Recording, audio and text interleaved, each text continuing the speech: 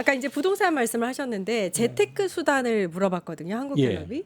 근데 2000년 이후에 재테크 수단은 늘 이제 부동산이었는데 이번 여론조사에선 주식이 차지했다고 합니다. 그렇네요. 네. 큰 변화예요, 이것도.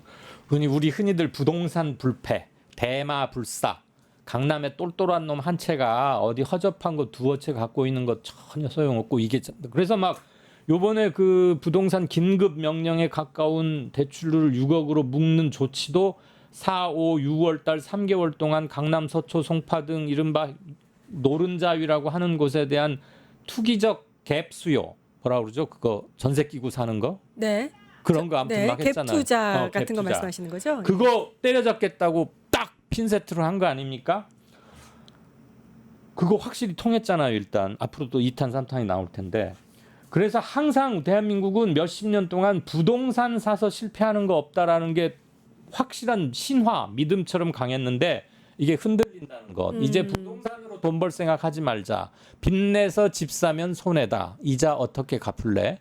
그리고 빚내서 집을 사면 빚에 따른 이자 내는 것보다 상승폭이 커야 뭐가 남는 거 아니겠어요? 근데 그게 자신이 없으면 못 하는 거죠.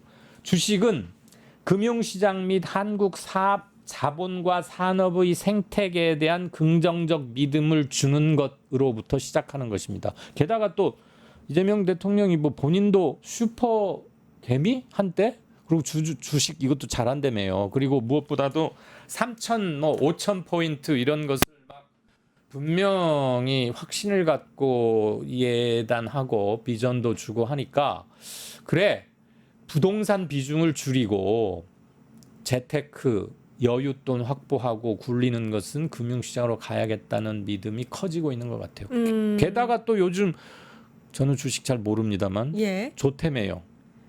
요즘 막 뭐 올랐대매요. 3천이 코스피인가? 예, 그쵸. 그거. 올라가고 그랬죠. 3천이 예. 뭔지 난 모르겠는데 아무튼 모르시는군요. 이제 2000 주식으로 가셔야 됩니다. 2,500, 600 하다가 3천이 됐다며요. 네, 그거 네. 뭐 많이 오른 거예요. 아무튼 예. 시장이 좋아. 저는 그 미국 시장만 좋아가지고 그런 서학인가 그거보다는 네. 한국 시장도 좋아지는 게 일단 마음에 들어요. 이게 필요한 게 네. 부동산에 투자를 하면 사실 이제 그 자기 집에 돈을 깔고 앉는 겁니다. 네. 근데 주식에 투자를 하면 우리 기업에 투자를 하는 거기 때문에 전체적으로 대한민국 경제, 기업이 다 살아나는 그 효과를 내기 때문에 저는 이재명 대통령의 이 방향이 너무 고맙고 맞다고 생각합니다. 일타 강사였어요. 아니 이거 다 알고 계시는 저 거예요. 몰랐는데 그 말 들으니까 딱 고개가 끄덕여집니다. 그죠? 15억, 20억, 30억, 40억 아파트에 살면 잠이 좀 잘 오나? 오히려 시끄러울 것 같은데 돈 소리 때문에. 그게 그러니까요. 낫겠죠. 예, 네. 주식이 우리나라 주식이 살아나는 게 대한민국 사야 경제가 돼요? 살아나는 길이다. 사야 돼? 네, 알겠습니다. 네, 투자를 좀 하시는 거예요. 자, 네. 돈이 없어요. 예. 최근에 이제 상법 개정안이 예. 국회 본회의를 통과를 했습니다. 예. 이 상법 개정안의 핵심은 뭐라고 보세요? 매우 중요한 일이고 이건 신문에 아주 크게 나야 되는데 생각보다 작게 났어요. 이 문제가 있어요. 간단히 요약하자면 기업 경영 투명성을 강화하고 소액 주주들의 권리를 보호 강화한다. 자본주의가 그동안 여러 가지 문제점이 있다고 지적이 되어 왔고 족벌 자본주의다 뭐다 해서 2, 3% 지분을 갖고 있으면서 기업을 황제적으로 지배하고 점령하고 온갖 못된 짓들 다 하고 그런데 그거 때려잡으려면은 검찰에 넘어가서 휠체어 타고 왔다 갔다 몇 년 지나다 보면은 유야무야 뭐 무죄 또는 뭐 집행유예 뭐 돈 얼마 맨날 이런 식이었잖아요. 제발 그러지 말고 실효적으로 법으로부터 좀 강화하자 이런 건데 저는 기본적으로는 경제 민주화의 정신을 좀 더 강화한 것이다 이런 생각이고요. 짧게 제목만 불러드릴게요. 다중 대표 소송제라는 거 도입됐습니다. 기업 집단 내에 지배 구조의 투명성을 강화하고 자회사, 계열사 있잖아요. 그들의 이사들의 책임도 훨씬 강화했습니다. 그래서 모 회사의 주주가 자회사 이사의 위법 행위에 대한 책임을 구체적으로 물을 수 있도록 못을 쾅쾅 박았고요. 감사위원 분리 선출제도 확대했습니다. 이렇게 하면 뭐가 좋냐? 이사의 독립성 확보와 대주주 견제가 좀 더 효율적으로 가능해집니다. 또 전자주총 허용하고 절차도 간소화합니다. 이렇게 하면 뭐가 바뀐다? 소액주주들의 참여 확대가 이루어지고 그 비용도 절감이 된다. 예. 그러고 보면 대주주들한테는 불리하고 불편하고 싫어하는 것들이 주로 들어와요. 그게 제도 시스템이 올바라지는 것이겠죠. 감사 그리고 감사위원회 권한도 물론 강화했습니다. 네. 주주의 그 권한, 권리를 확대하는 게 핵심인 것 같고 예. 사실 이 상법 개정안은 지난 3일에 국회를 통과를 했는데 일단 추가적으로 상법 개정안은 계속해서 나오고 또 있습니다. 할 거예요. 예, 몇 가지 계속해서 점을 해서. 3% 룰 같은 것도 이제 계속해서 추진이 될 것 같습니다. 제가 왜 이게 어마어마하게 큰 뉴스인데 언론들이 작게 다뤘다고 불만을 말씀드렸냐면 이게 처음 나오는 얘기는 아니고 그렇죠. 지금이 22대 국회인가요? 예. 아마 22대 입니다. 19대일 거예요. 그때 김종인 그 할아버지 김종인 그분이 대표 발의했었어요. 상법 개정안이. 네. 그런데 항상 보수권 정당의 야지나 반대나 뭐 시비로 통과가 안 돼서 계속 계류만 되다가 폐기.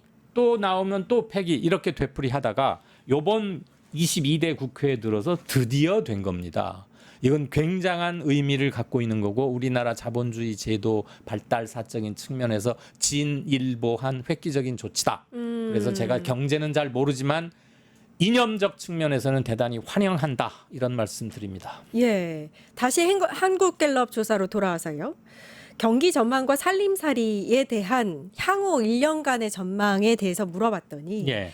좋아질 것이다라고 보시는 분들이 47%나 나왔습니다. 네. 이렇게 많은 분들이 좀 희망적으로 국가 경제의 미래를 보고 계시다. 이러면 이렇게 생각하면 되겠죠. 그렇죠. 반수 가까이가 좋아질 것 같아라고 보고 계신다는 거잖아요. 경제는 심리가 미치는 영향이 크지요. 특히 주식시장 같은 데서는 말할 것도 없고. 예. 아유 글렀어. 날이 갈수록 더 먹고 살기 힘들어질 거야. 이렇게 생각하는 분들이 대부분이라면 실물 경제 시장에도 당연히 안 좋게 작용하겠죠. 뭐가 안 되겠다고 말하는 사람들이 훨씬 많은데 잘 돌아갈 리가 없지 않겠어요? 그런데 이게 지금 2주에 한 번씩 갤럽 요즘 조사하고 있으니까 약간의 변화는 호전될 거라고 보는 비율이 조금은 줄었어요. 52%에서 47%로 5%포인트 가량. 저는 이게 썩 뒷맛이 좋지는 않아요. 5% 하락폭, 5%포인트라는 하락폭도 문제지만 과반 위에서 아래로 내려온 점도 좀 있잖아요. 그러네요. 그 말은 아마도 대내외 경제 여건이나 특히 트럼프 아저씨 뭐 이상한 짓 하고 뭐 이런 것들 그다음에 우리가 국제 경제에 영향받는 환경적 요소가 특히 강한 나라잖아요. 그리고 경기 침체는 우리뿐만 아니라 전 글로벌 차원이긴 하지만 경기 침체, 이른바 R의 공포 이런 게 아직 완전히 가시진 않았기 때문에 향후 경제 전망을 좋지 않게 보시는 분들이 늘어나고 있다는 뜻이고 저는 그건 큰 흐름에서 맞다고는 보는데 이것도 한번 유념해 봐야겠죠. 아마 새 정부의 경제 민생 관련 후속 정책들은 이런 부정적 요인들을 제거하거나 완화시키거나 사람들 걱정을 덜어주는 쪽으로 좀 더 포커스가 모아져야겠다. 그러면 적어도 심리적 동요 같은 게 확산되는 일은 막을 수 있지 않을까. 감히 그런 말씀을 좀 드려봅니다. 예. 아주 짧게 민주당 경선 당대표 경선 이야기를 좀 나눠보겠습니다. 아주 짧게 말씀드리겠습니다. 아주 짧게 해야 될 것 같은데요. 네. 이번 이 한국갤럽 여론조사에서는 정청래 후보가 박찬대 후보보다 아주 소폭 앞섰습니다. 예. 30%대 29%. 그러니까 일단 오차 범위 내라고는 볼 수 있는데 네. 아주 조금 전에 또 소식이 들려왔는데 충청권 권리당원 투표에서는 네. 정청래 후보가 62.77%, 박찬대 후보가 37.23%를 보였네요. 여론조사와 실제 투표 차이가 너무 크게 나죠. 네. 30대 29 갤럽에서는 이렇게 나왔는데 1%포인트 차이는 사실 저는 무시합니다.